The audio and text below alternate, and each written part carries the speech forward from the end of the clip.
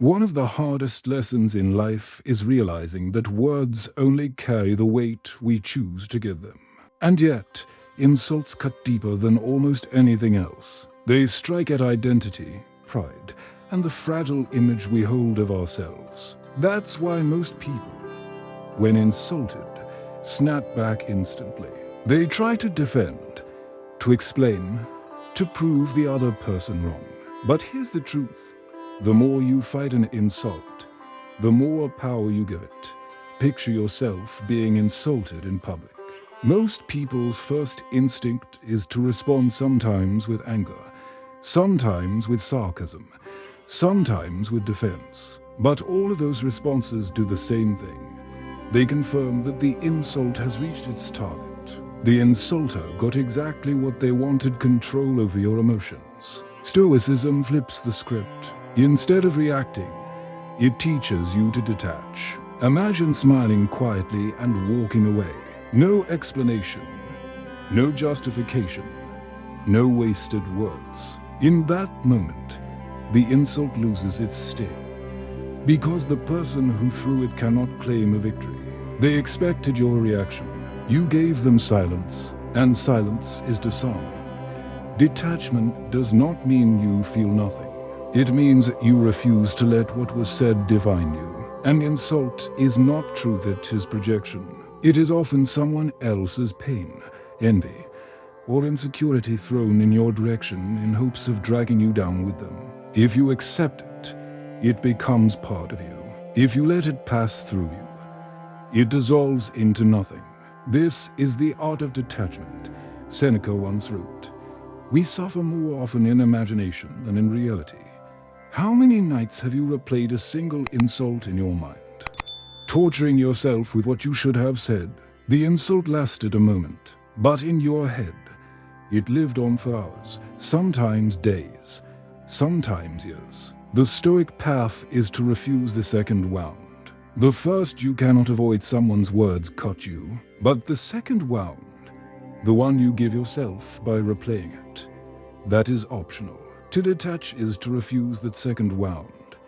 This practice is powerful not only for your peace, but also for your presence. When you remain calm under insult, people notice. They expect you to collapse, to shout, to defend. But when you give them nothing, you become unpredictable, and unpredictability is a form of strength. Others cannot figure you out. They cannot manipulate what they cannot move. Slowly, you build a reputation not of coldness, but of steadiness. People learn that their words do not control you, and that kind of presence commands respect. Now, let's be honest, this is not easy. Pride wants to speak. Ego demands recognition. Everything inside you wants to set the record straight. And yet, the Stoics remind us that giving in to those impulses is weakness, not strength. Epictetus advised, if someone speaks ill of you, do not make excuses, but say, "He was ignorant of my other faults," or "He would not have mentioned these alone." The point is not arrogance. It is freedom. The freedom that comes from no longer needing to correct every false opinion or fight every careless remark. Think of how much time people waste defending themselves from meaningless words. Online comments, workplace gossip, family disputes, it never ends. And yet, none of it has the power to define you unless you agree to let it. Detachment does not make you indifferent to life. It makes you selective. You learn to care deeply about what matters: your integrity, your principles, your values, and to let go of everything else. That this shift changes the way you live. Imagine someone calls you weak. You could spend days trying to prove your strength, or you could shrug it off, knowing that real strength is not in the opinion of others, but in how you carry yourself. Imagine someone mocks your failure. You could let shame consume you, or you could detach, seeing failure not as an identity, but as a lesson. The insult only has power if you let it in. Without your acceptance, it dies at the door. Carl Jung once said, "Everything that irritates us about others can lead us to an understanding of ourselves." When an insult stings, it usually reveals a wound already inside us. Instead of lashing out, the Stoic looks inward. Why did that comment touch me? What part of me is insecure? Do I want to keep giving strangers access to that wound? Or will I heal it by refusing to react? In this way, insults become mirrors. They show us where we are still vulnerable, and detachment becomes not just a defense against others, but a practice of growth within ourselves. Over time, this discipline reshapes you. You stop taking every word as a verdict. You stop replaying conversations in your mind. You stop carrying the weight of other people's projections. Life becomes lighter. Your energy is no longer wasted on battles that don't matter, and people begin to see you differently. At first, they may mock your calmness, but eventually, they respect it, because they realize it cannot be shaken. This is the art of detachment from insults. To walk away not because you're weak, but because you are too strong to be owned. To remain silent not because you have nothing to say, but because you don't need to say it. To smile in the face of disrespect, knowing that your worth has never been in someone else's hands. This is freedom. This is dignity. This is real power. There is a kind of freedom that arrives the moment you realize most words only matter if you let them land. Until then, they're just sounds passing through air, letters on a screen, vibrations that rise and fade like heat from assault. The trouble is not that people speak. The trouble is that we hand them the keys to our inner life and then wonder why we feel driven by strangers. Detachment is the quiet decision to take those keys back. It's not a performance. It's not a cold posture. It is a discipline simple in theory, hard in practice of refusing to be owned by what others project. Insults hurt for 2 reasons. First, their timing. They stab when we least expect them. Second, their target, identity. An insult doesn't try to refute an argument. It tries to erase your worth. That is why the body snaps first. The breath shortens, the throat tightens, the mind floods with heat. You feel a pressure to speak right now, to fix the moment before it defines you. But this is the doorway where strength walks in or walks out. If you speak from the wound, you will say what gives your power away. If you breathe, label the heat for what it is: adrenaline, not truth. You have already won half the battle. Detachment begins with the pause. It is one conscious breath lengthened against the urge to retaliate. That breath buys you space to see what is actually happening. Someone is offering you a package you did not order. Their fear, envy, ignorance, or pain is wrapped up as a comment and held out at arm's length. You are under no obligation to sign for it. You can watch it sit there. You can let it sit there. And if they insist, you can simply step aside and let gravity return it to sender. This image is not metaphor alone. It is a practical frame you can use in real time. When you hear the jab, imagine a courier at your door. Are you going to take the box inside and rearrange your furniture around it? Or will you leave it on the steps and get on with your day? Of course, not all insults are equal. Some are clumsy jokes from people who meant less harm than their words delivered. Some are heat of the moment sparks that fall from a mouth that isn't caught up with a heart. Some are strategic, meant specifically to bait a reaction and make you smaller. Detachment is not one response for every case. Detachment is the refusal to be rushed. From there, you can choose your move. Sometimes the most powerful reply is silence, is steady gaze that makes the other person sit with what they've created. Sometimes it is a short sentence that does not escalate. That's not accurate. I won't continue the conversation in that tone. We can pick this up later. Sometimes, when the relationship matters, detachment opens space for a clarifying question. I'm hearing you say X. Is that what you intended? The point is that you decide. You are not dragged. Consider 3 rooms you walk through often: home, work, and the digital street we call the internet. At home, Words pierced by familiarity land with double weight. A careless remark from someone you love can echo for days because it knows exactly where your ribs are soft. Detachment here is not cold withdrawal. It is boundary with care. Breathe. Let the wave pass, then return when your tone can protect the relationship.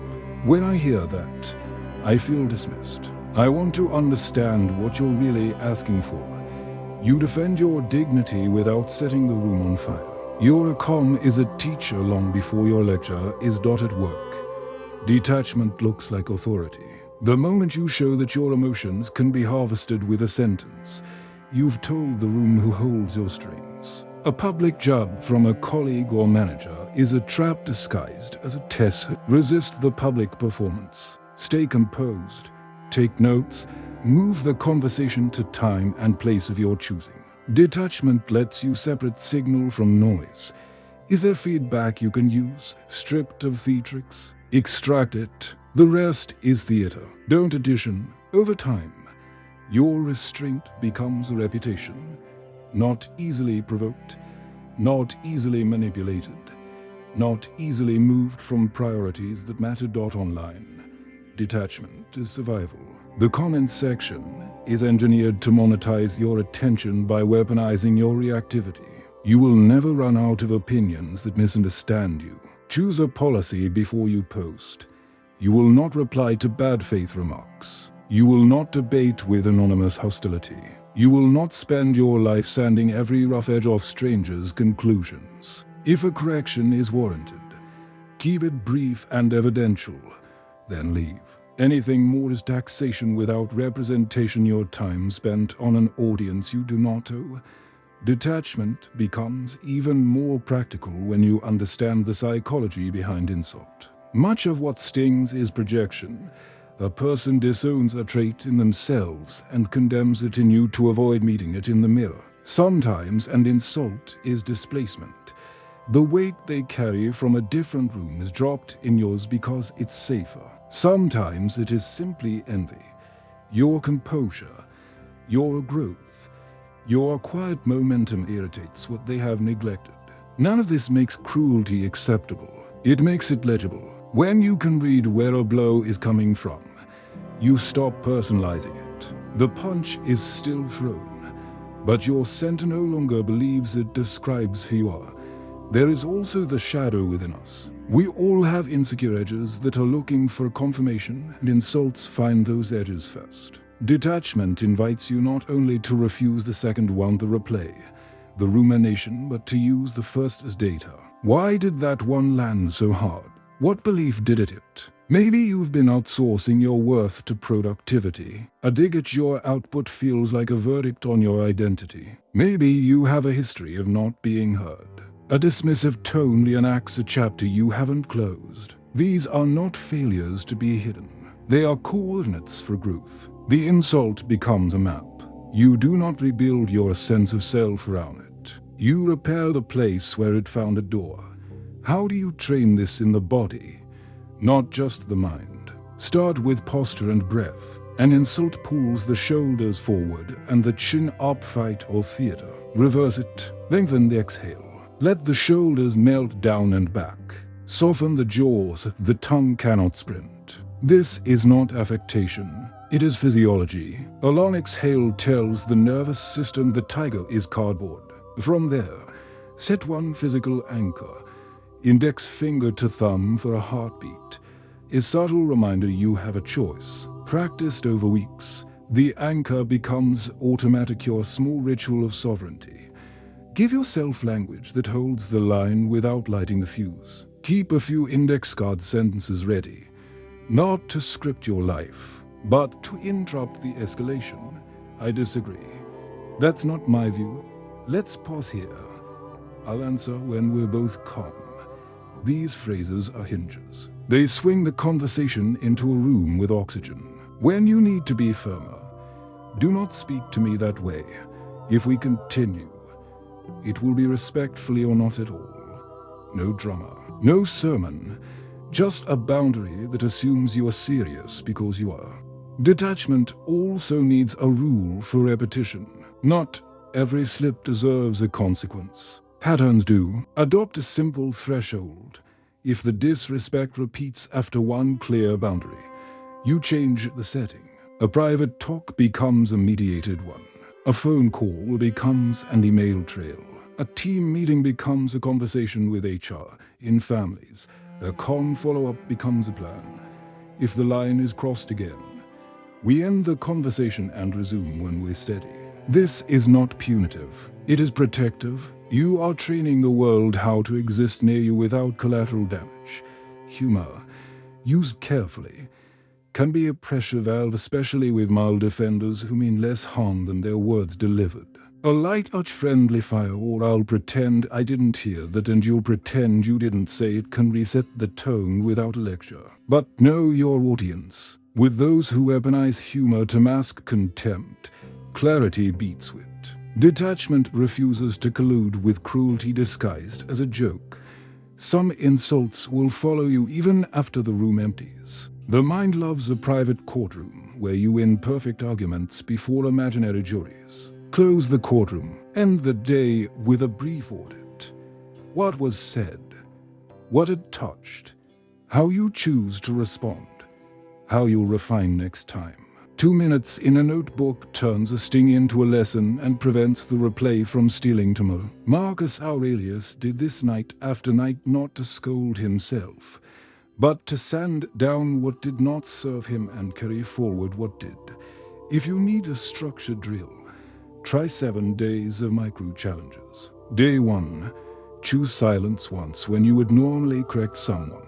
Day 2, ask one clarifying question instead of defending yourself. Day 3, use one of your boundary sentences. Day 4, practice the physical anchor posture and exhale in the real conversation. Day 5, delete one drafted reply online that serves only your ego. Day 6, write the insult that stuck this week and the belief it touched. Then write the truest sentence you will keep. Day 7, restate your policy for the 3 rooms home. Work online. Repeat the cycle for a month. You will not become untouchable overnight, but you will shorten the half-life of offense. Your recovery time the interval between the hit and the return to centrics. That is progress you can measure. There will be moments when detachment looks like walking away, not flouncing out, not storming off, but ending a conversation that is no longer a conversation. I'm stepping out now. We can revisit this with respect. People who rely on your reactivity will call this avoidance. It is not. It is conservation. You are choosing to spend your limited life on repairs that hold, not repairs that break as soon as your back is turned. When the relationship matters, you return. When it doesn't, you let absence speak what words could not. The deeper work beneath all of this is identity. If your sense of self is a tent pitched in other people's weather, every gust will feel like a verdict. Detachment anchors the stakes in something sturdier.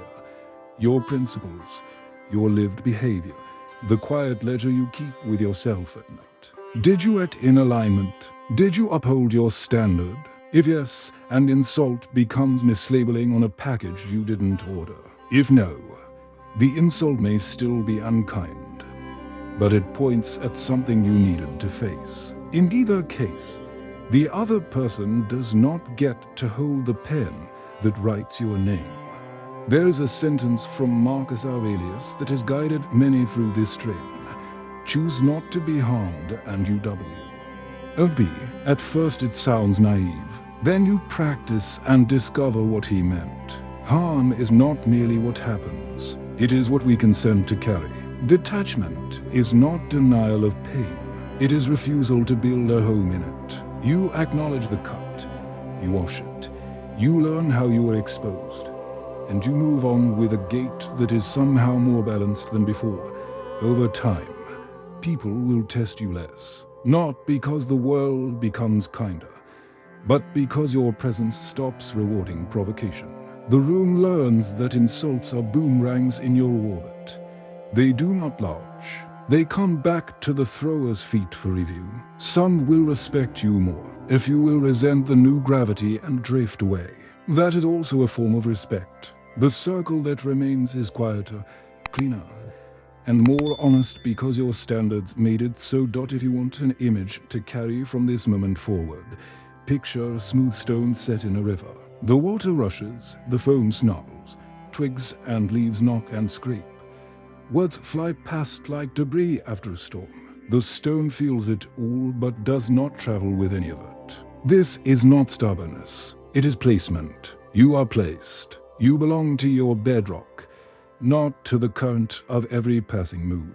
From that placement, you can lift what is worth lifting: real feedback, true concern, needed repair, and let the rest move on without a forwarding address. Detachment from insults is not about becoming less human. It is about becoming a fuller one, capable of feeling, but not ruled by every feeling. Capable of hearing, but not captured by every voice. Capable of speaking, but wise enough to know that silence often says the most. You are not pretending not to be hurt. You are choosing not to be owned. That choice, made 100 times in small rooms and bright screens and ordinary kitchens, is how dignity is built quietly, steadily, until the day others notice they cannot shake what you have become. If insults test your pride, then failure and pressure test your entire foundation. They are not moments you can brush off in an afternoon. They dig deep, they linger, and they ask the hardest question of all.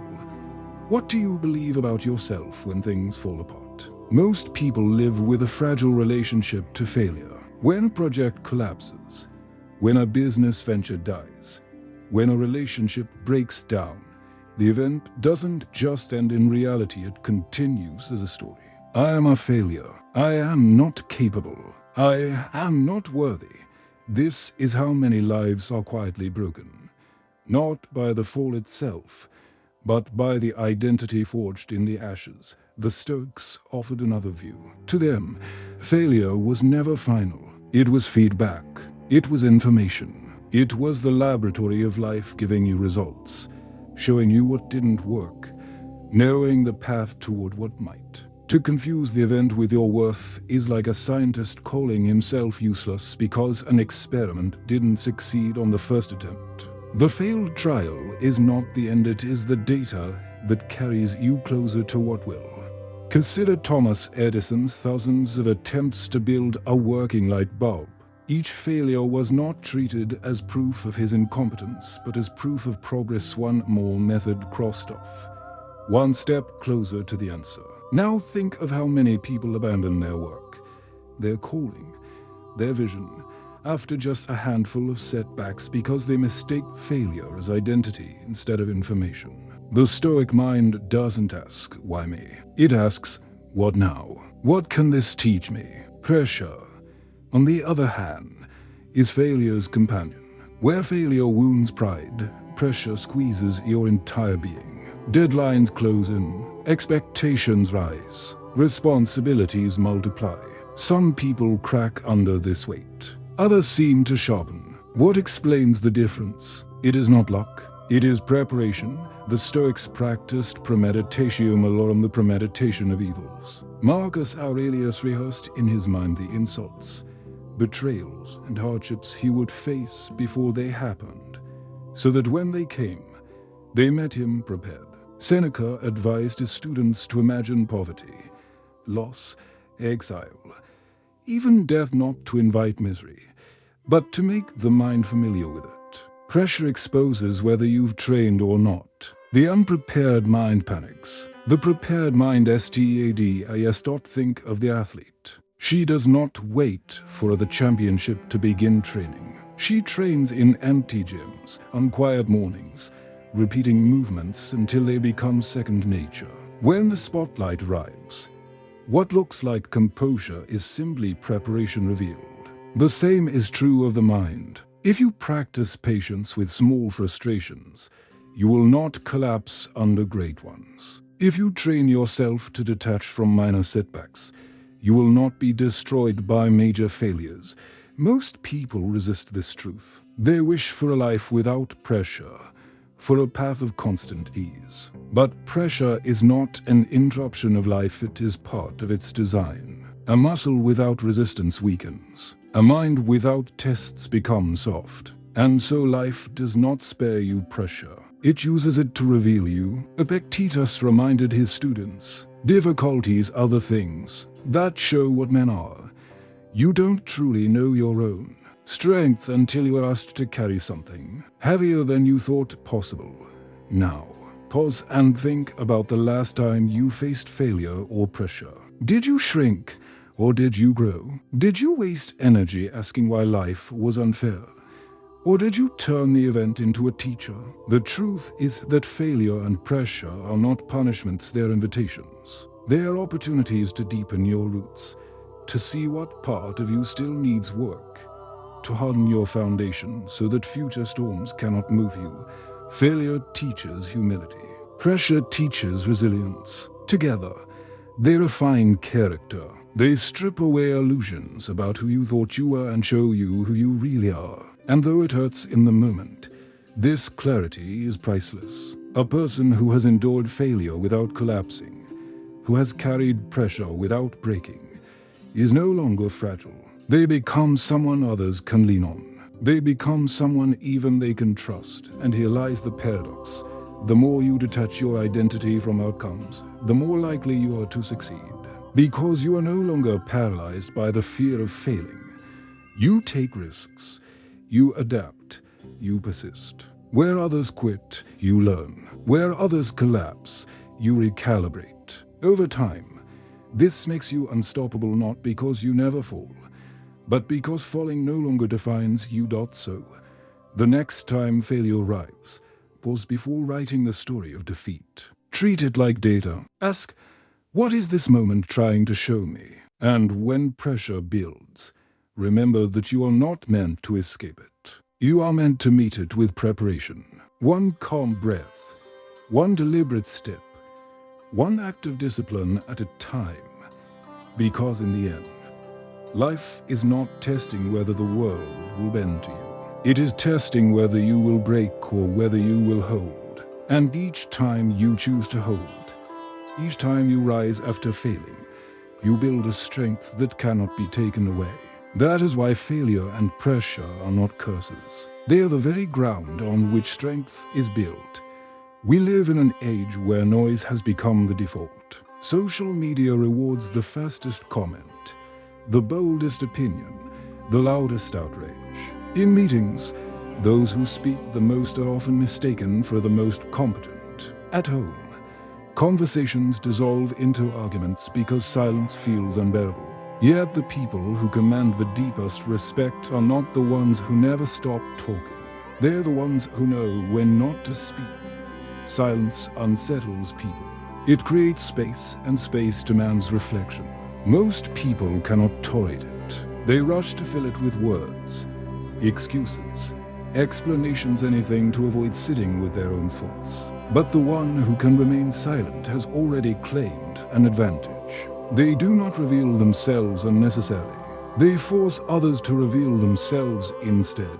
Silence, then, is not emptiness. It is strategy.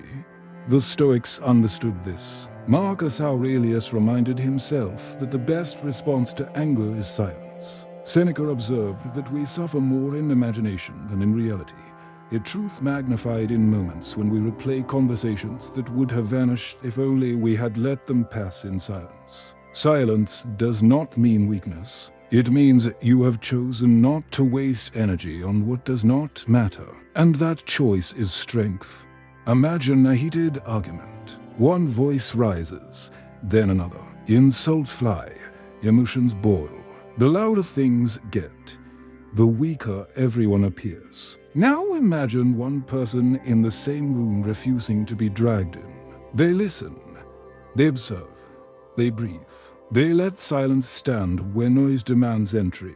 Instantly, they become the anchor. They are the one others cannot move. And though they may say little, their presence speaks louder than all the shouting combined.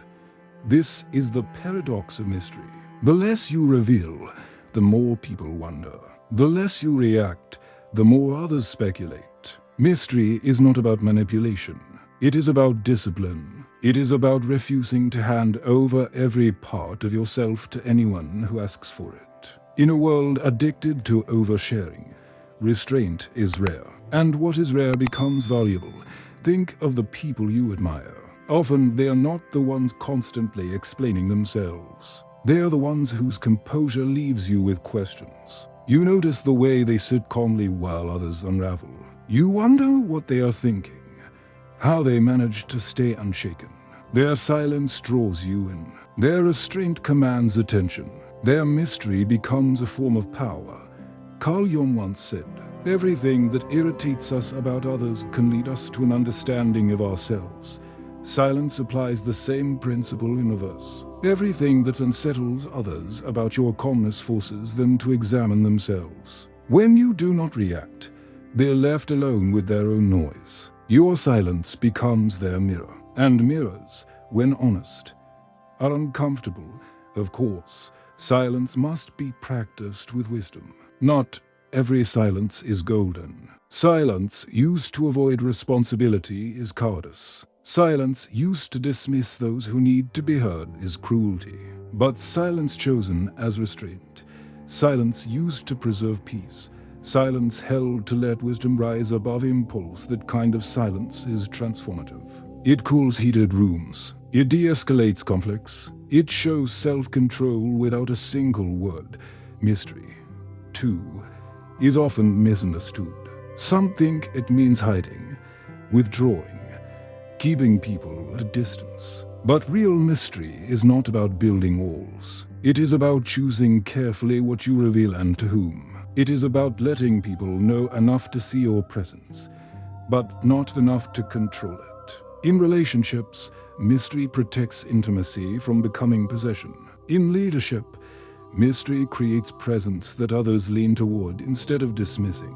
In personal life, mystery shields your energy from those who would waste it. Plato once said, "Wise men speak because they have something to say. Fools because they have to say something." Mystery lives in the first half of that sentence. The wise choose their words with care. They know silence gives their words weight when they do decide to speak. If you flood every room with constant talk, your voice becomes background noise. But if you hold back until you have something worth saying, people lean in. They listen, they remember.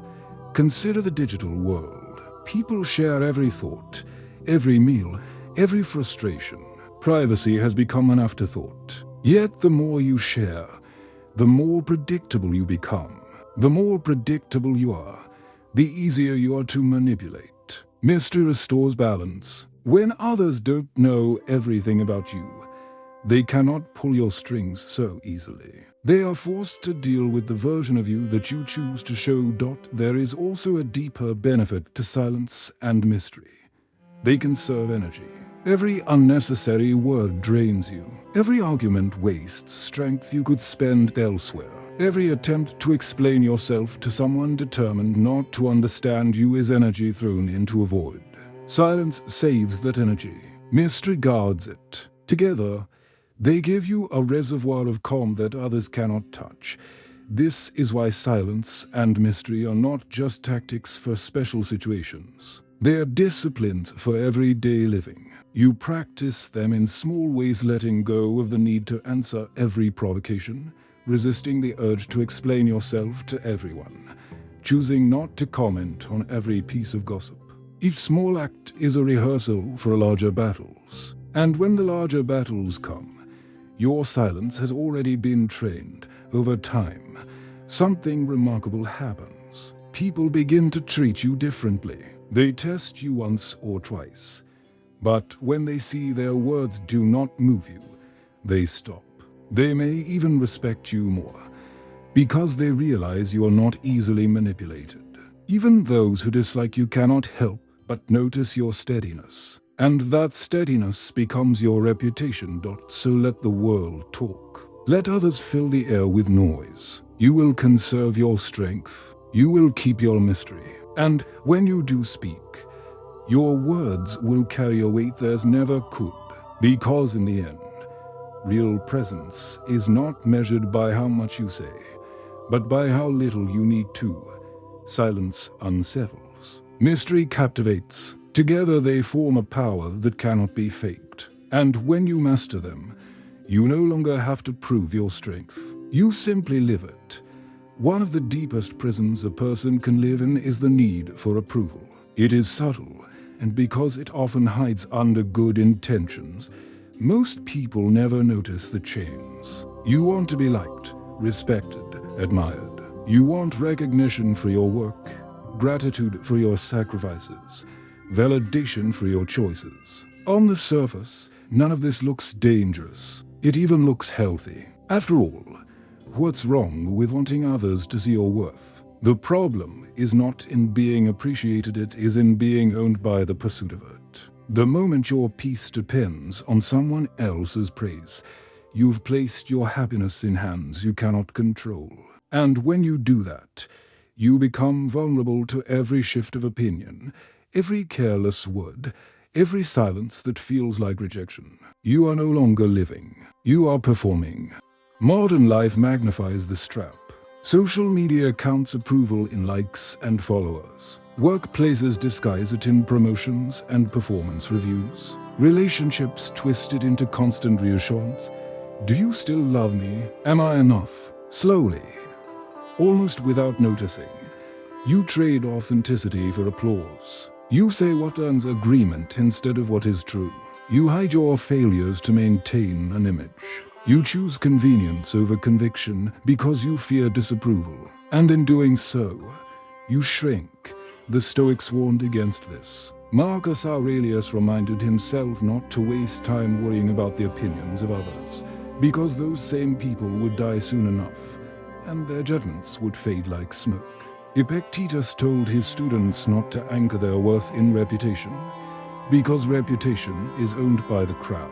What matters is not whether others approve of you, but whether you approve of yourself. Imagine two roads. On one, you chase approval.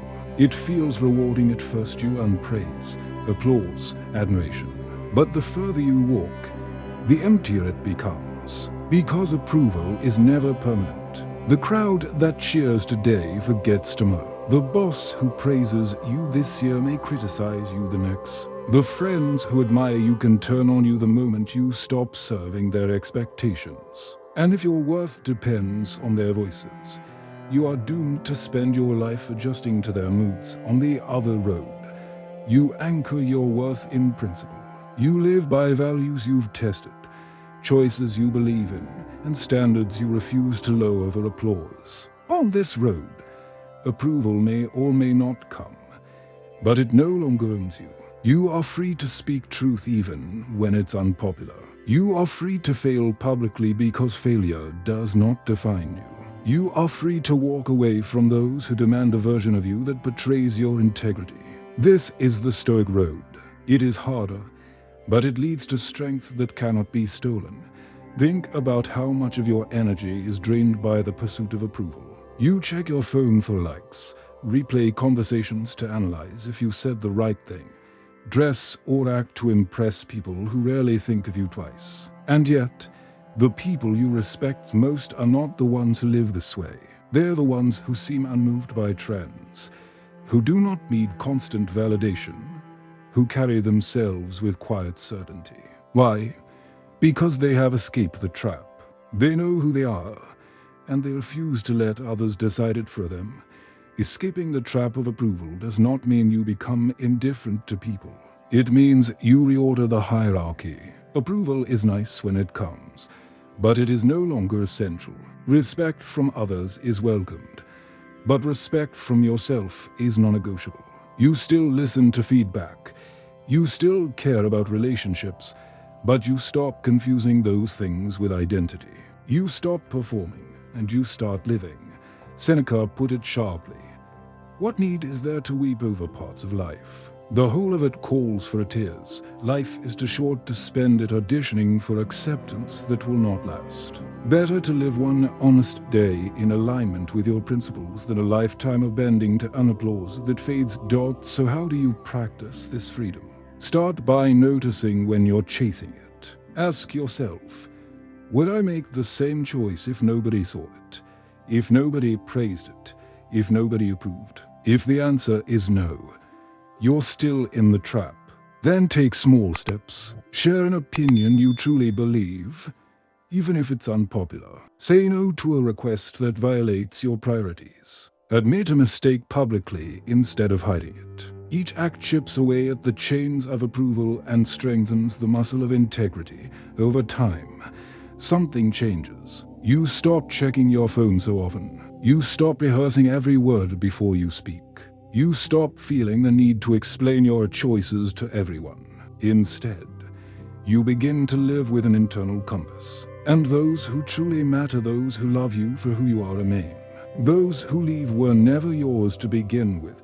There will always be voices trying to define you. Some will praise you to use you. Others will criticize you to diminish you. If you belong to either, you lose yourself. But if you belong only to principle, you are unshakable. Approval becomes a gift, not a necessity. Respect becomes a byproduct, not a goal. And freedom becomes the air you breathe. Escaping the trap of approval is not easy.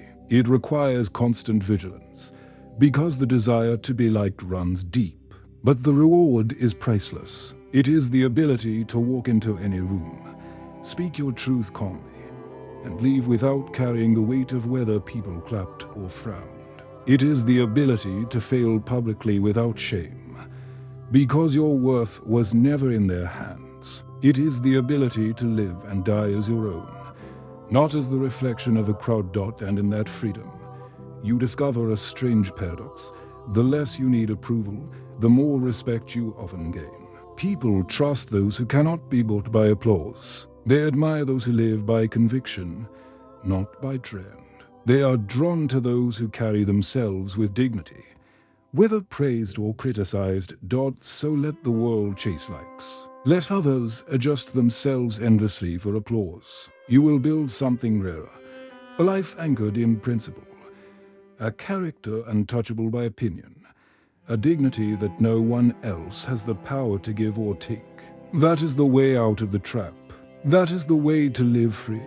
Criticism is one of the most common experiences in life, and yet one of the most misunderstood. Most people treat every piece of criticism the same. They absorb it, they carry it, and they let it bruise their identity. Some go further, bending themselves into shapes just to avoid it. Others respond with hostility, attacking anyone who dares to point out a flaw. Neither path leads to wisdom. The Stoic way offers something different, a filter. Not all criticism is poison, and not all of it is medicine. The strength lies in knowing the difference. Think of criticism as a delivery at your door. Some packages are useful tools you didn't know you needed, reminders of where you can grow. Other packages are junk, misaddressed, irrelevant to your life. If you accept everything blindly, your house fills with clutter. If you reject everything defensively, you miss the items that could have strengthened you. The art is in sorting, to take what sharpens you, and to discard what belongs to the sender. Seneca said, "No man was ever wise by chance. Wisdom requires intentional practice." And criticism properly filtered is one of the fastest ways to practice. If someone points out a weakness, and they're right, you've been given a mirror. Painful, yes, but priceless. The mirror lets you see what pride tried to hide. If someone criticizes unfairly, harshly, or inaccurately, the mirror shows them more than it shows you. Their words reveal their motives, their fears, their ignorance. Either way, you learn. Either way, you grow. The problem is that most of us approach criticism with untrained reflexes. When it's harsh, we feel attacked. When it's unfair, we burn with anger. When it's public, we drown in shame. These reactions are natural, but they are not inevitable. The Stoic filter helps you pause and separate the message from the noise. Instead of asking, "Do I like this?" you ask, "Is there truth here I can use?" That question is the dividing line between fragility and resilience. Consider how this plays out in the workplace. A colleague tells you your presentation was sloppy. Your instinct might be to defend yourself, to explain the late nights, the tight deadlines, the hidden effort. But pause. Was the delivery clear? Were the visuals strong? Was the point sharp enough? If the criticism holds truth, even in its harshness, take it. Let it refine you. If the criticism was a cheap shot aimed to embarrass you, recognize the motive and let it go. Do not waste your energy fighting shadows. Or think of personal relationships. A partner tells you that you never listen. That lands like a stone, heavy and unfair. But look closer. Is there a pattern you've been blind to? Do you interrupt? Do you rush to fix instead of hearing? If yes, the criticism is a gift wrapped in pain. If not, if it's projection or exaggeration, you can acknowledge their feeling without letting it rewrite your identity. The filter protects both your dignity and your growth. Even strangers offer criticism online, in public, in passing remarks. The temptation is to meet fire with fire, to prove your point, to correct every false impression. But strangers do not carry the weight to define you. Why hand them the power they never earned? Epictetus reminded his students, if someone criticizes you unjustly, let them. They are speaking from ignorance, and ignorance is not your burden to carry. Your energy is better spent on living well than on defending every rumor.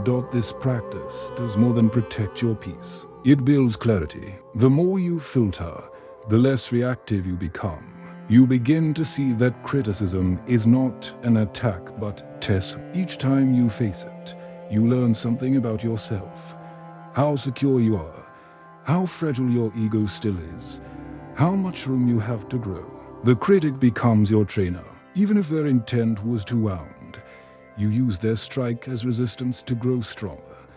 There's a deeper paradox here. The more you welcome useful criticism, the less vulnerable you become to destructive criticism. Because you know who you are. You are not destabilized by every word. You take the truth, you discard the rest, and you move forward. Over time, you become unshakable not because you never hear harsh words, but because you've trained yourself not to be ruled by them. To live without this filter is to live enslaved, either enslaved by the need to please everyone or enslaved by the anger of fighting everyone. To live with the filter is to live free, free to learn, free to ignore, free to walk your path without being blown round by every opinion. So the next time criticism comes, remember the package at your door. Open it carefully, keep the tool, discard the junk, and most of all, don't let the sender decide your worth. That decision belongs only to you. Criticism is one of the most common experiences in life, and yet one of the most misunderstood.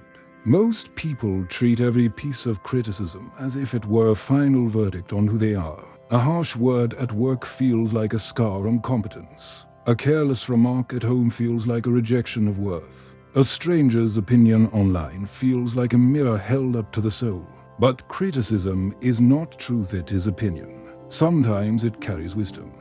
Sometimes it carries poison. Sometimes it carries nothing at all. The difference is not in the words themselves, but in whether you know how to filter them. Think of criticism as a stream.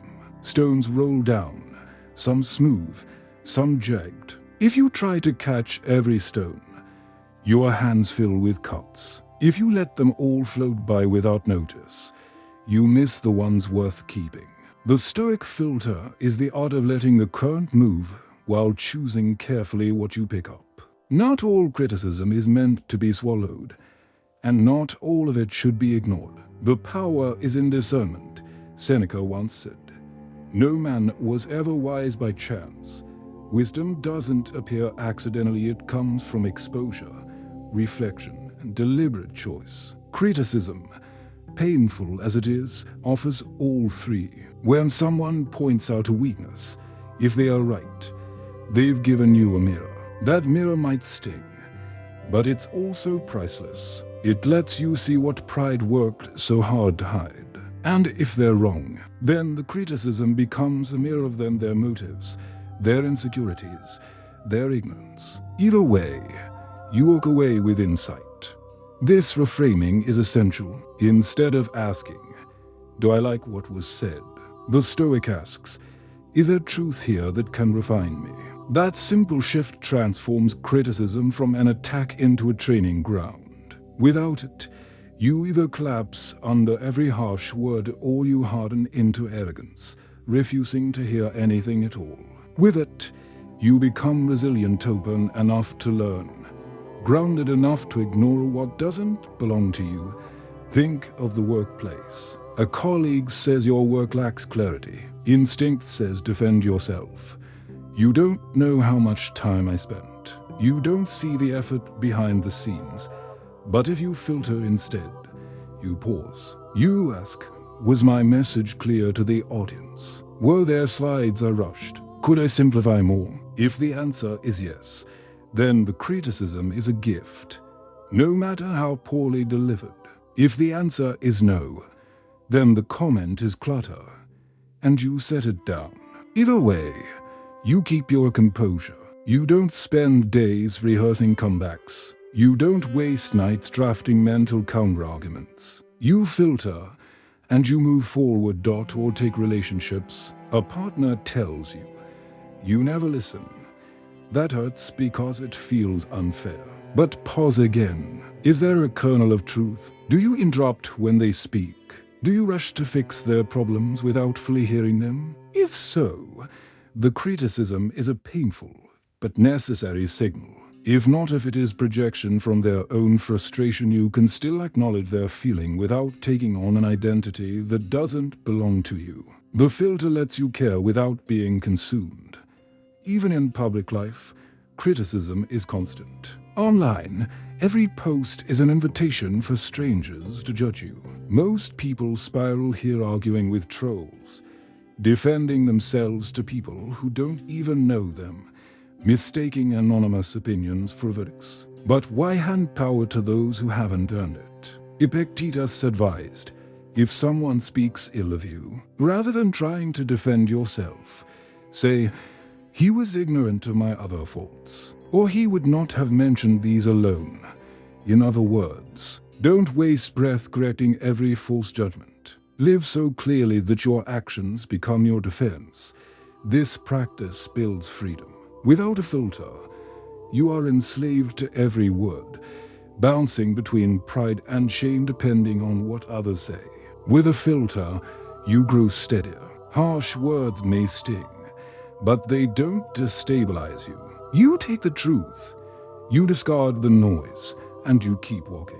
Over time, people begin to notice. They see that you do not crumble under criticism, nor do you lash out at it. You treat it as information, not as identity. And that presence commands more respect than either defensiveness or arrogance ever could. Here lies the paradox. When you welcome what is useful and ignore what is not, you no longer fear criticism at all. It loses its teeth. You stop performing for praise. You stop hiding from rebuke. You become free to speak honestly, act boldly, and fail publicly. Because you know you can handle whatever comes after. Criticism stops being an enemy. It becomes a sparring partner, one that sharpens you even when it meant to harm you. So the next time words come your way, imagine that package at the door. Open it carefully, keep what helps, discard what harms, and above all, don't let the sender decide your worth. That decision was never theirs to make, it is yours, and yours alone. The greatest struggles you will ever face are not out there in the world. They're in here within your own mind. Armies and insults and failures may bruise the body, but fear, worry, and shame bruise the soul. And unlike external enemies, these battles never really end. They return again and again, dressed in new forms, demanding that you either fight them wisely or live enslaved by them. Fear is the first of these shadows. Fear tells you stories of what could happen, magnifying uncertainty into catastrophe. A doctor's appointment becomes a sentence in your mind before the results are known. A risk in your career becomes a story of ruin before the first step is taken. Fear convinces you that avoiding life is safer than living it. The Stoics called this anticipation worse than the event itself. Seneca wrote, "We suffer more often in imagination than in reality." Most fears never arrive, and when they do, they are rarely as terrible as the mind predicted. But how much time do we lose, paralyzed by what never comes? Worry is fear's constant companion. Where fear is the lightning strike, worry is the endless storm that follows. Worry keeps you up at night, replaying old mistakes, rehearsing future disasters. It drains your energy from the present moment and spends it on a future you cannot control. Marcus Aurelius reminded himself, "Do not let the future disturb you. You will meet it, if you have to, with the same weapons of reason which are on you today." Worry does not prepare you, it weakens you. The energy wasted in cycles of what if could be spent strengthening the mind, building a body, tending the relationships that actually anchor you. And then there is shame, perhaps the most corrosive of the three. Fear imagines the future. Worry lives in the present. Shame locks you in the past. It whispers that your mistakes are your identity. It drags yesterday's failures into today's decisions. It convinces you that because you stumbled once, you are unworthy forever. But shame is a liar. It tells you that you are the sum of your worst moment, while Stoicism insists you are always free to begin again. Epictetus taught that what matters is not what happened, but what you choose to do now. The past is unchangeable. The present is alive. To live chained to shame is to deny yourself the chance to rise. These three, fear, worry, and shame, are the inner tyrants. They rule many lives quietly, without visible chains, without locked doors. People smile. They work. They build families.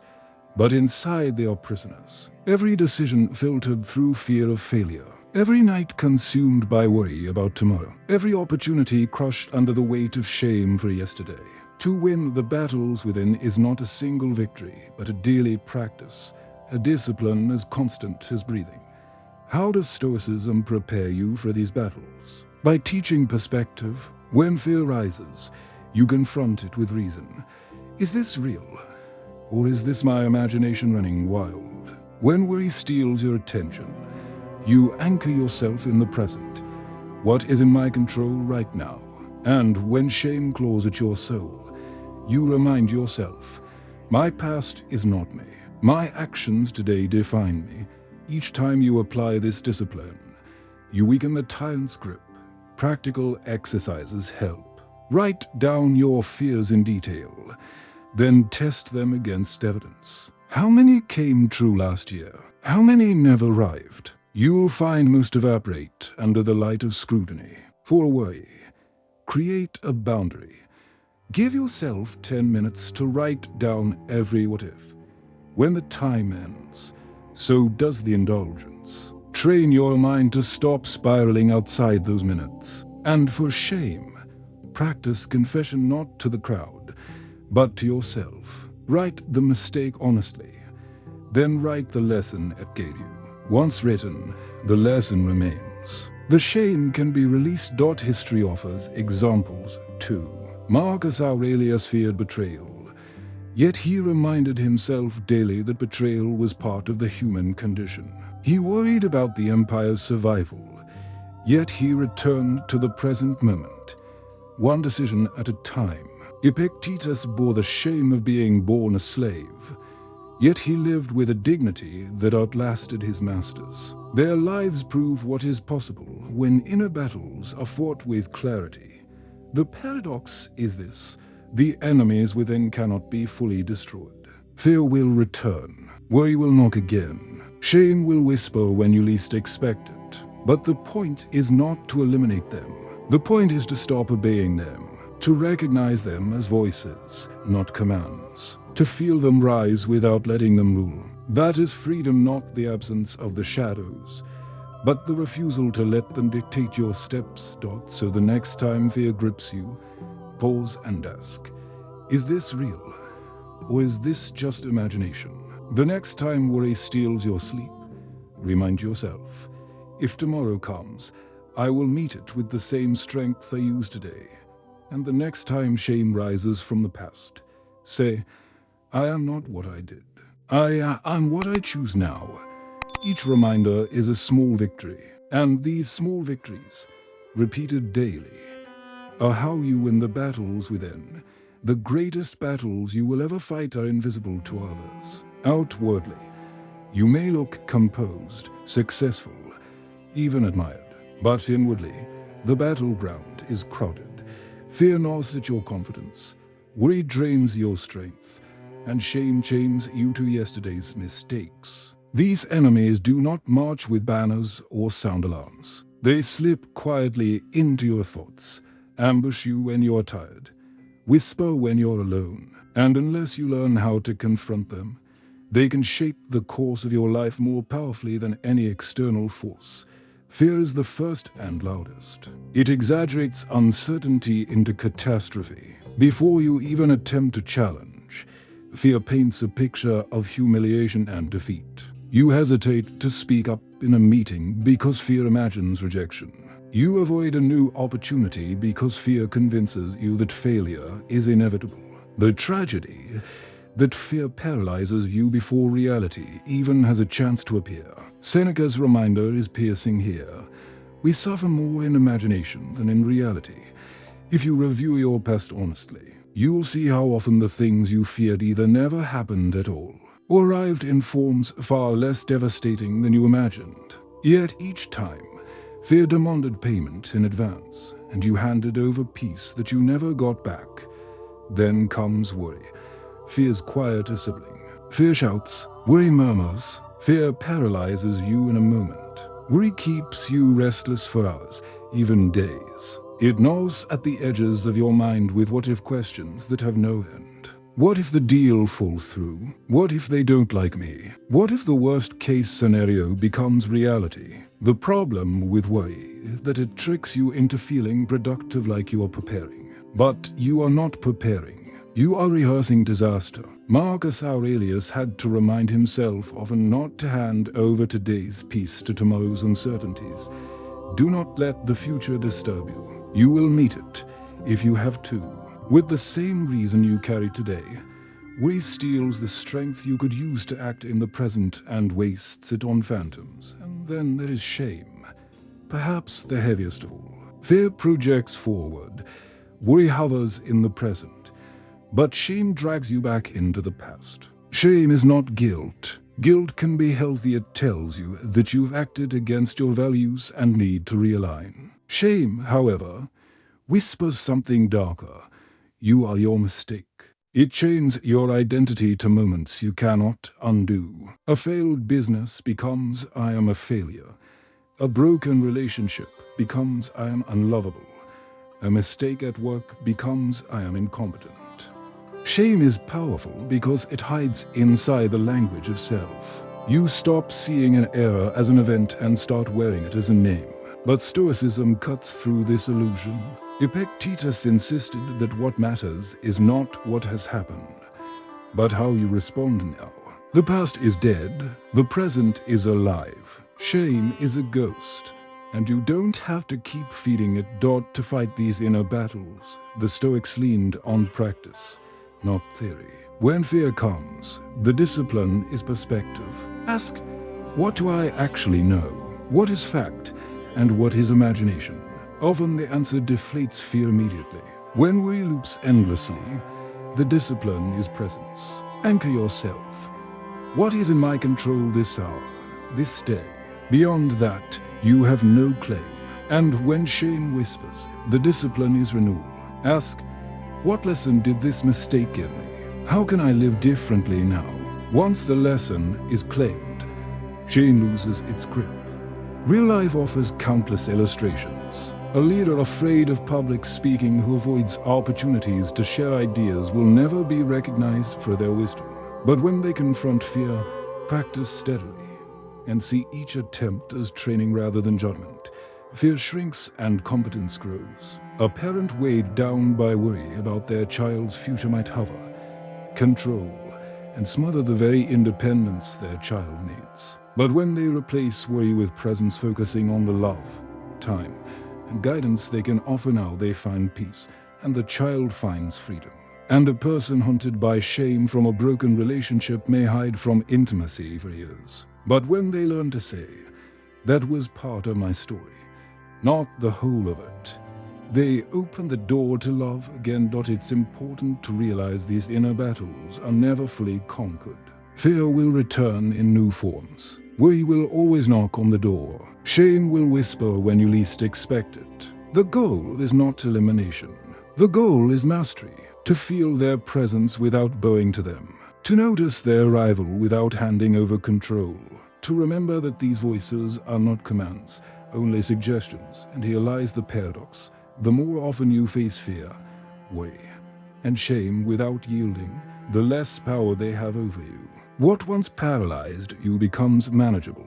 What once consumed days becomes a passing thought. Each small victory adds up, and over time, your inner life transforms. You stop being owned by shadows. You start carrying yourself with the steady confidence of someone who has faced the worst inside and found a way through.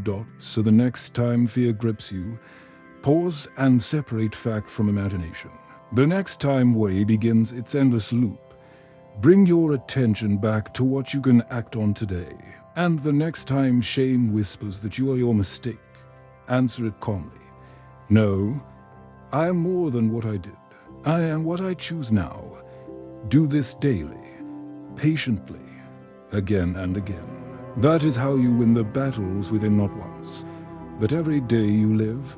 Strength of mind is not something you inherit. It is something you build. And like any muscle, it grows only through training. Most people want composure in the big moments during the crisis, the insult, the betrayal, but they do not prepare for it in the small moments. They want to lift a heavy weight without ever touching the lighter ones. They want the fruit without planting the seed. The Stoics knew better. They practiced daily disciplines, not because the routines themselves were glamorous, but because they hardened the mind for storms that were sure to come. Marcus Aurelius began his mornings by reminding himself of the people he would meet that day. The selfish, the ignorant, the ungrateful, not as a complaint, but as a preparation. If he already knew to expect them, he would not be surprised when they appeared. Seneca practiced poverty once a month, eating coarse bread, wearing rough clothing, asking himself, "Is this what I feared?"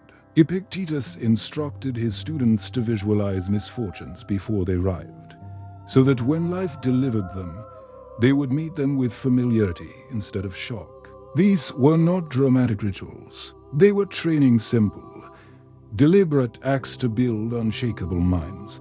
The same principle applies to us. If you want composure under pressure, you cannot begin training when the crisis arrives. You must train today, in ordinary moments. You train in the traffic jam, when impatience demands the wheel.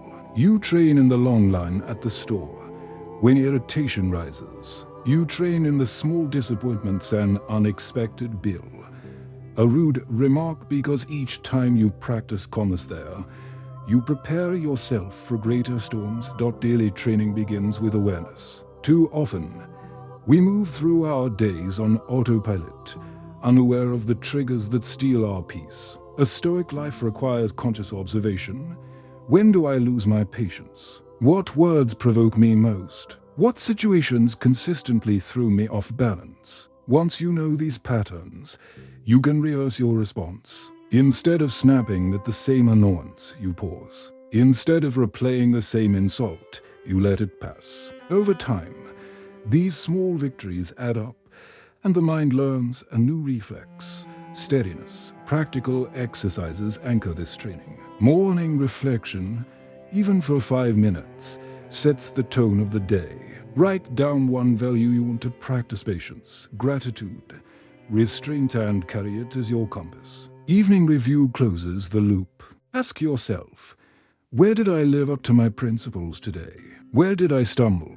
What will I do differently tomorrow? This nightly audit is not self-punishment. It is self-correction. Marcus Aurelius did it every night in his journal, not to condemn himself, but to train his soul. Another exercise: choose intentional silence. Spend an hour each day without music, without conversation, without screens. At first, the quiet feels unbearable, but slowly, silence strengthens you.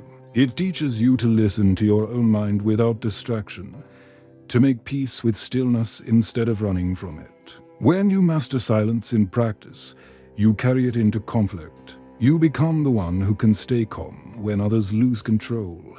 Physical discipline also matters. The Stoics saw no divide between body and mind. Seneca spoke of walking, simple and steady, as medicine for the soul.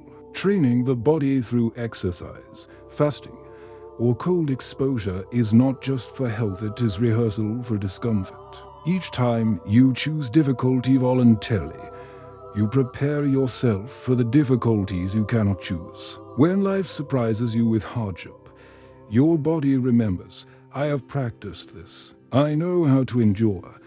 Modern life gives endless opportunities for daily training. Every notification on your phone is a chance to practice restraint. Do you check it immediately, or do you finish your thought first? Every disagreement is a chance to practice patience. Do you raise your voice, or do you listen? Every financial decision is a chance to practice temperance. Do you buy to impress, or do you save for stability? The Stoic path is built not in rare heroic moments, but in these ordinary choices. Over time, daily training builds something rare: anticipation without fear, preparation without paranoia. You stop being shocked by life's difficulties because you have already met them in small rehearsals. You stop wasting energy resisting discomfort because you have already tasted it by choice. Your mind becomes like a fortress, not because you lock it away, but because you strengthen its walls daily. And here lies the paradox: the more you practice these disciplines, the less you need to prove them. You will not need to declare your strength in words. People will see it in how you live. They will notice how you remain calm in a crisis, how you refuse to be provoked, how you choose clarity over chaos. And slowly, without trying, you will become the anchor others cling to in their storms. This is the purpose of daily training: not to create a life free of difficulty, but to create a self that cannot be destroyed by it. Each morning reflection, each moment of restraint, each voluntary discomfort, each practice of silence, they're bricks in the wall of an unshakable mind. And when the storms come, and they always come, you will not be the one swept away. You will be the one still standing. Philosophy means nothing if it cannot be lived. The Stoics never wrote simply to impress. They wrote to survive, to guide, to shape the way they met each day. And if Stoicism has lasted through centuries, it is because its principles can be applied to any age, any culture, any circumstance. The task before us is not to admire their words, but to test them in our own lives. Consider the workplace. This is where many people spend the majority of their waking hours, and also where egos clash most often. Offices are breeding grounds for politics, gossip, and subtle power struggles. Here, Stoicism is not about grand speeches, but about daily comment. When a colleague takes credit for your work, your first impulse may be to lash out or stew in resentment. The Stoic response is to pause, document the truth, and choose your timing. By holding your composure, you avoid feeding the politics while preserving your dignity. Over time, your steadiness builds a reputation, someone who cannot be baited, someone who rises above drama. And in a world of constant noise, that presence is rare currency. Leadership, too, benefits from Stoic application. A manager who panics infects the team with fear. A leader who stays composed in crisis transmits stability. The team may not remember every word you say, but they will remember whether your presence made them calmer or more anxious. Marcus Aurelius wrote not for citizens but for himself, reminding his own heart to stay calm, humble, and just. Leaders today must do the same, writing reminders, setting values, anchoring themselves before they speak to others. A leader who governs the self is trusted to govern others. Family life is another arena where Stoicism matters most. It is easy to speak calmly to strangers. It is harder to maintain patience with those closest to you. A partner's sharp word, a child's tantrum, a parent's criticism, all of these test the soul more deeply than workplace insults. Here, Stoicism means remembering the difference between what is in your control and what is not. You cannot control your child's emotions, but you can control your tone. You cannot change your partner's mood instantly, but you can choose not to escalate. Each act of restraint preserves bonds that anger could have broken. Over years, this practice becomes the foundation of trust within the home. Friendships and social networks also reveal the power of Stoicism. Not every invitation deserves acceptance. Not every criticism deserves a reply. Not every conversation deserves your full attention. The Stoic way is not to withdraw entirely, but to choose wisely. Seneca warned against wasting time on trivialities, reminding us that life is short. If you spend your hours on shallow relationships, you rob yourself of depth. To live stoically is to cultivate friendships that sharpen you, to give your attention where it bears fruit, to withdraw politely from the noise that dilutes your soul. And then there's the digital world, the endless scroll, the public square of judgment. Here, Stoicism is more necessary than ever. Every post invites approval and attack. Every opinion can be amplified or mocked. Without discipline, you can live your whole life chasing validation from people you will never meet. The Stoic discipline is restraint. Share what aligns with your principles, then detach from the crowd's reaction. Do not waste your life correcting strangers or proving your worth in comments. Your energy belongs to your purpose, not to algorithms. If Marcus Aurelius could remind himself daily that even emperors are forgotten, then surely we can remember that likes and retweets are not a measure of worth. Modern crises also test Stoicism: layoffs, pandemics, economic downturns, sudden illness. These are storms beyond our control. To panic is natural, but it is also useless. The Stoic practice is preparation. Save while times are good. Strengthen your body with discipline.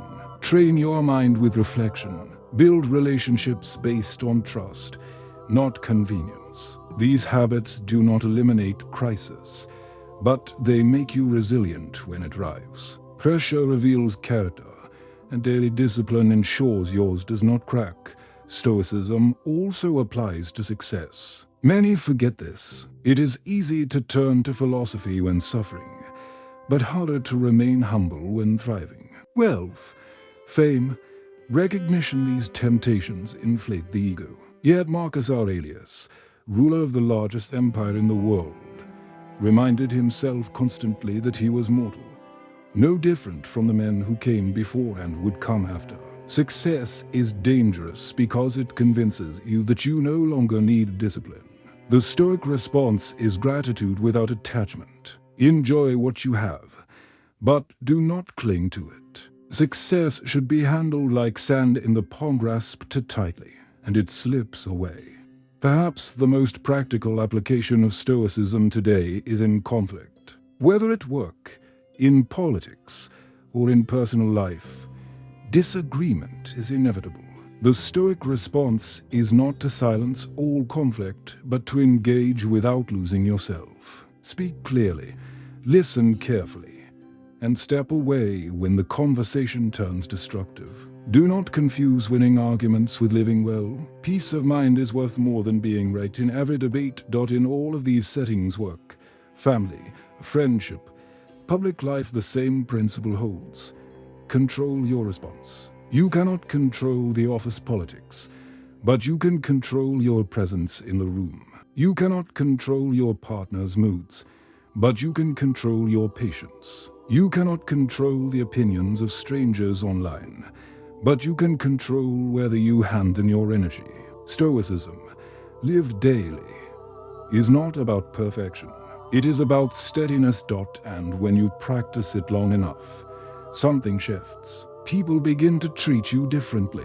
They stop testing your temper because it doesn't move. They respect your restraint because it is rare. They trust your word because it is not tossed about with every emotion. You become not only unshakable for yourself, but an anchor for others. And in a world addicted to noise, anger, and chaos, that anchor is invaluable. So apply philosophy everywhere, not as a lofty idea, but as a practical discipline. In the office, in your home, on the street, online, in triumph, in loss. Every sitting is an arena. Every moment is training. Every choice is a chance to live stoically. And in living it, you discover the truth. The philosophy is not ancient. It is timeless. Philosophy means nothing if it cannot be lived. The Stoics did not write for abstract debate. They wrote for survival. Their journals, letters, and discourses were tools for daily life, reminders to practice composure when the world pressed hardest. And if Stoicism has endured across centuries, it is because it remains endlessly adaptable. The only question is whether we have the courage to apply it. Begin with the workplace, where ambition and ego collide. Here, the game is constant comparison: who earns the promotion, who receives the praise, who speaks the loudest in the meeting. Without discipline, you will be drawn into this endless contest. You will sacrifice peace for recognition, integrity for advancement, and slowly, without realizing it, you will become enslaved to reputation. A Stoic sees the trap and steps back. They understand that true authority comes not from winning every argument, but from earning quiet trust. Colleagues may forget your words, but they will remember the steadiness with which you carried yourself when others were losing control. Over years, this steadiness becomes a reputation more enduring than any title.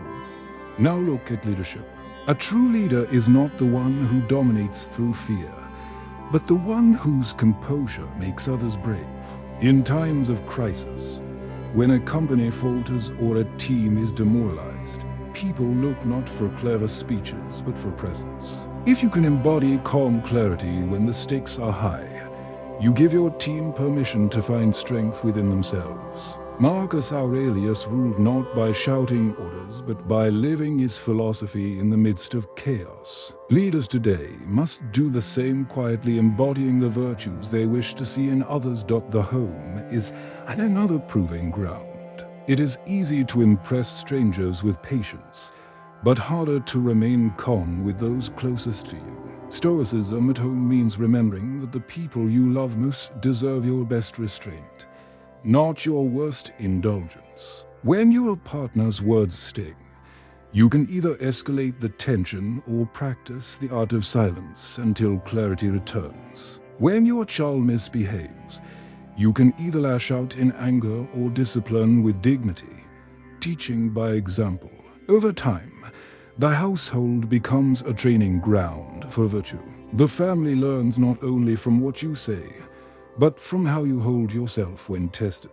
Friendships, too, require discernment. Many waste years in shallow circles that feed gossip and distraction, but never growth. The Stoics taught the importance of choosing companions wisely. Seneca urged Lucilius to choose one whose life and words you admire and keep him always before your eyes. In modern terms, this means curating your environment carefully. Spend your time with those who sharpen your character, not those who dull it. Detach gently but firmly from relationships that corrode your peace. Friendship is not about quantity, but about quality. Better a few allies who remind you of virtue than a crowd that pulls you toward vice. The digital world is the newest battlefield. Here, every opinion can be amplified, every mistake preserved, every performance rewarded or ridiculed. Without Stoic discipline, you can lose yourself in the chase for likes, the fear of criticism, the addiction to approval. The antidote is intentional detachment. Share what aligns with your principles, but let go of the crowd's reaction. Do not measure your worth in numbers on a screen. Marcus Aurelius reminded himself daily that even the emperors of Rome would soon be forgotten.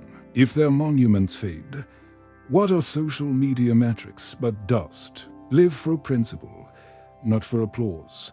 Consider also how Stoicism meets modern crises. Economic uncertainty, sudden illness, global instability, these are the plagues and wars of our time. Many panic when these storms arrive because they have not trained. A Stoic prepares in advance, saving for lean seasons, cultivating health while strong, strengthening the mind through reflection. Preparation is not paranoia, it is wisdom. When the storm comes, the untrained collapse, but the prepared endure. Even success requires Stoic vigilance. Prosperity tempts you to arrogance, to the illusion that fortune will always favor you. But the Stoics warned that wealth, recognition, and power are as fragile as glass. Enjoy them, but do not cling. Marcus Aurelius, with all the wealth of Rome at his command, reminded himself to eat simply, to wear plain clothes, to remember his mortality.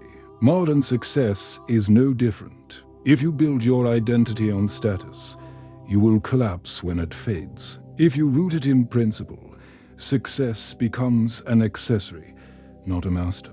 Conflict, too, is inevitable in modern life. The temptation is always to win, to silence the other side, to prove your superiority.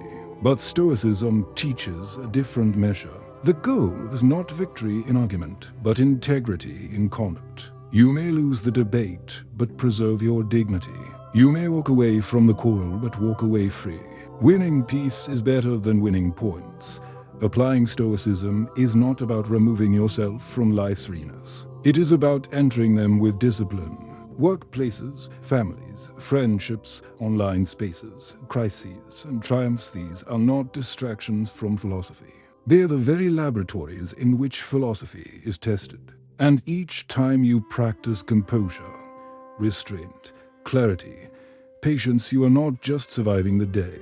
You are sculpting yourself into something stronger. In time, people will sense it. They will notice you are not shaken by criticism, not seduced by applause, not destroyed by failure, not inflated by success. You will not need to declare your philosophy. You will live it, and others will feel it. And in a world full of noise, that presence will speak louder than words. There is a kind of strength greater than wealth, greater than status, greater even than reputation. It is not measured in applause, or possessions, or victories. It is measured in freedom from the chains that bind most people silently. Fear of judgment, hunger for approval, rage at insult, grief over loss, despair in failure. The final aim of Stoicism is not simply endurance, not even resilience, but liberation. To live free, freedom begins with the recognition that you cannot control the world. Empires fall, economies collapse, friendships end, bodies age, lives end. If your peace depends on bending life to your will, peace will always elude you. But if your peace depends only on your response, then nothing, not insults, not setbacks, not even death can truly harm you.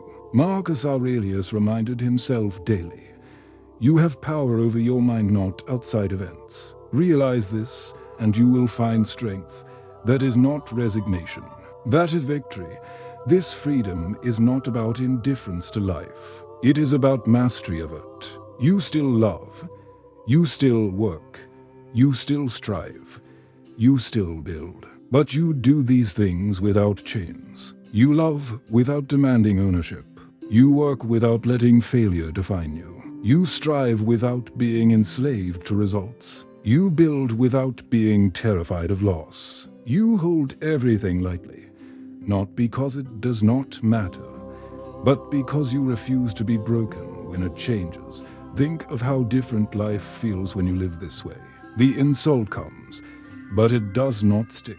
The failure arrives, but it does not define you. The pressure builds, but you meet it with preparation. Approval fades, but your compass remains steady. Fear whispers, but you answer with courage. Worry knocks, but you close the door. Shame claws, but you rise again. This is not a life without storms, it is a life where storms no longer own you. Freedom at this level creates presence. People sense it even if they cannot explain it. They notice you are not frantic like the crowd, not defensive like the insecure, not desperate like the approval seekers. They feel steadiness in you, and it unsettles them because it is so rare.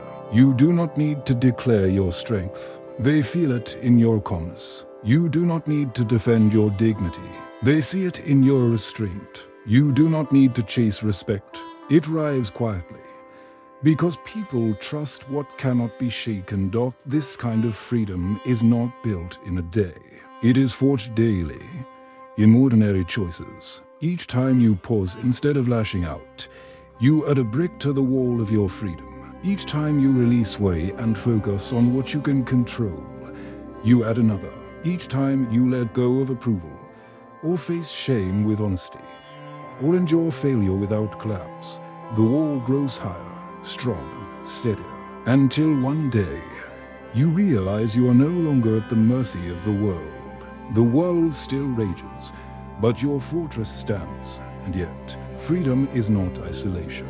It is not withdrawal from life. It is engagement without enslavement. It is being in the crowd, but not of it. It is loving people deeply, but not losing yourself in them.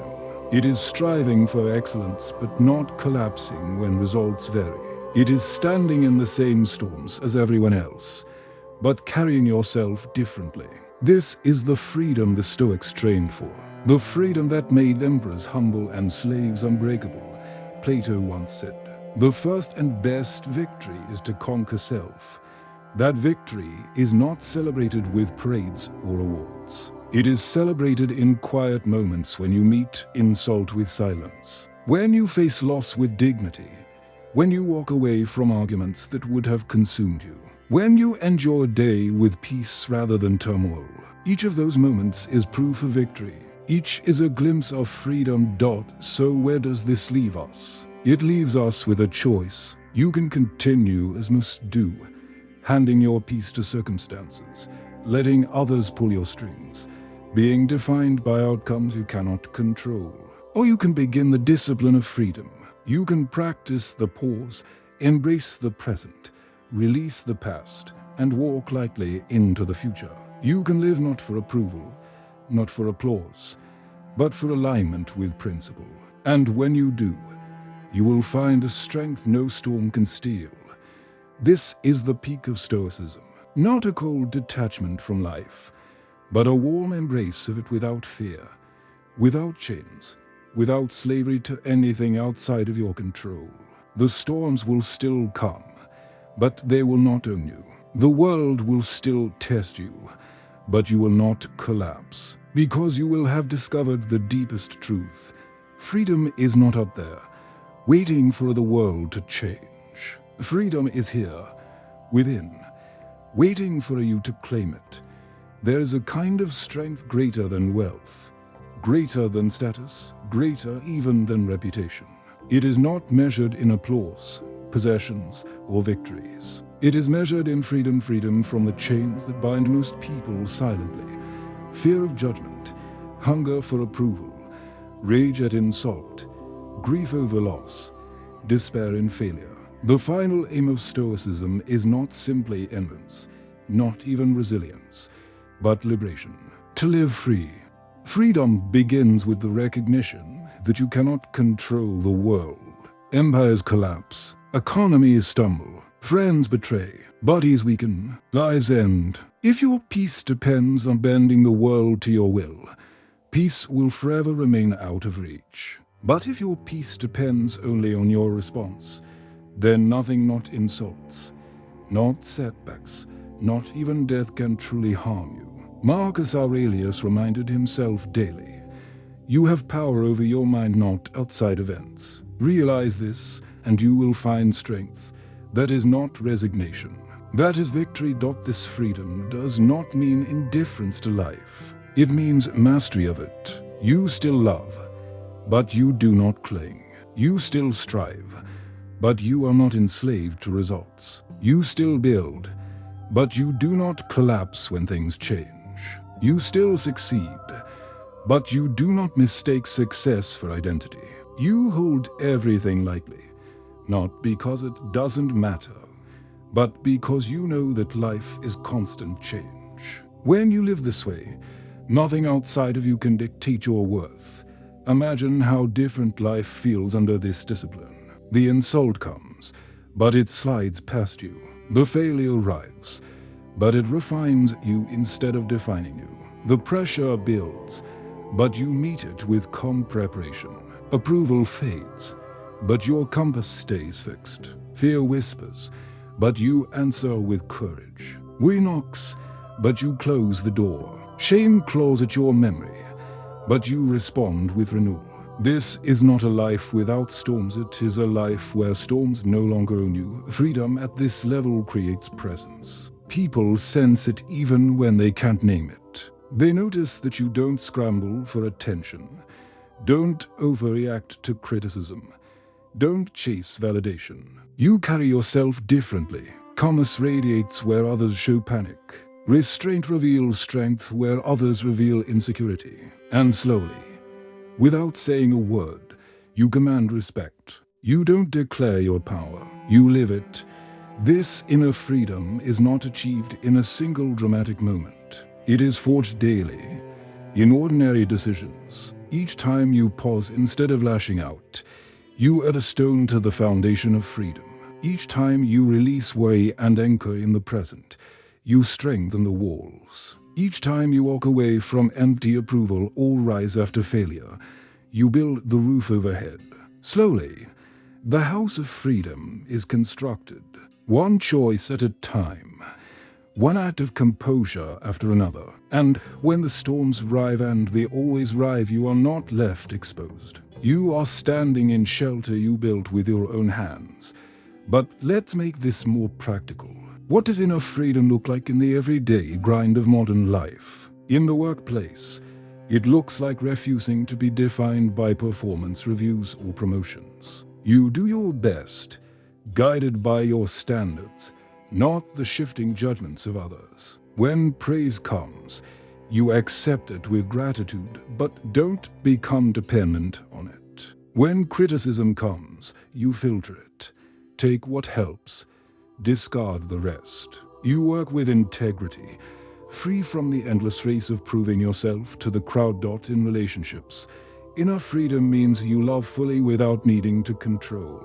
You don't cling out of fear of abandonment. You don't manipulate to secure affection. You give love as a choice, not as a bargain. And when conflict rises, you respond with calmness instead of panic. Love rooted in freedom is stronger, because it is not built on chains. In parenting, freedom means guiding your children with wisdom without trying to live through them. You teach discipline, resilience, patience, and courage, but you accept that they must make their own path. Their failures do not define you. Their choices are theirs to own. You love without suffocating, correct without humiliating, and release them without fear. Online, freedom looks like restraint. You do not argue with every critic. Do not measure your worth in likes.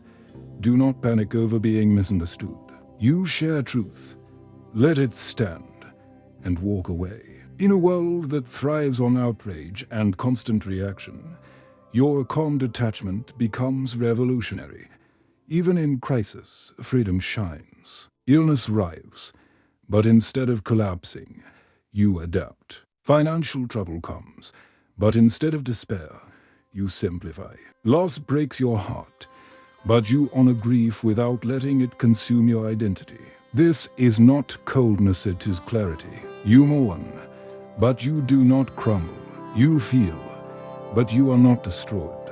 This balance is rare, but it is possible. and it is what Stoicism trains for. History proves this freedom. Epictetus was born into slavery, beaten by his master, and left physically disabled. Yet he became one of the freest men of his time because he understood that no one could chain his mind. Marcus Aurelius, burdened with ruling Rome through plagues and wars, carried freedom within because he refused to let power corrupt or despair destroy him. Their circumstances were worlds apart, yet their inner lives shared the same strength, freedom from what they could not control. And here's the paradox. The more you release your need for control, the freer you become. Most people think freedom means doing whatever you want. But that is not freedom, it is addiction to impulse. Real freedom is mastery over yourself. It is the ability to choose patience when provoked, clarity when confused, dignity when disrespected. It is the ability to live aligned with principle, regardless of outcome. Plato said, "The first and best victory is to conquer self." That victory is not won on battlefields or in boardrooms, but in kitchens, in traffic, in arguments, in ordinary hours where you practice restraint. When you walk away from a useless fight, that is victory. When you choose discipline over distraction, that is victory. When you end the day at peace instead of turmoil, that is victory. These small wins accumulate, and slowly, you rise into freedom. So where does this leave us? With a choice, you can continue as most do, controlled by emotions, swayed by opinions, enslaved by results. Or you can choose differently. You can begin the discipline of freedom. You can practice the pause, anchor in the present, release the past, detach from approval, and live by principle. None of it is easy, but all of it is possible. And the reward is priceless, a life you truly own, because at the peak of Stoicism is not cold detachment from the world, but a warm embrace of it. To live free is not to withdraw from love, from work, from ambition, from joy. It is to walk into them unchained. The storms will still come, but they will not own you. The world will still test you, but you will not collapse. You will have discovered the deepest truth. Freedom is not up there, waiting for the world to change. Freedom is here, within, waiting for you to claim it. If you've made it this far, it means you're not just listening, you're searching. You want more than comfort. You want strength. You want a way to live that cannot be shaken by insults, losses, or the storms of life. That search is exactly why Stoicism still matters. Now it's your turn to practice. Don't let this be just another idea you forget tomorrow. Start today. Take one principle. Maybe the pause before reaction. Maybe the discipline of silence. Maybe the reminder that you are not your past, and test it in your daily life. See what happens when you act instead of react, when you choose dignity over impulse, when you live from principle instead of opinion. And if you want to keep walking this path, you're not alone. That's why StoicCraft exists, to bring you timeless lessons that you can actually live in language that speaks to today's world. So, if this message resonated with you, subscribe, share it with someone who needs it, and come back for more. Every week, we explore how ancient wisdom can give you modern strength, because the world will always test you. But with the right training, you can live steady, you can live free, and you can live unshakable.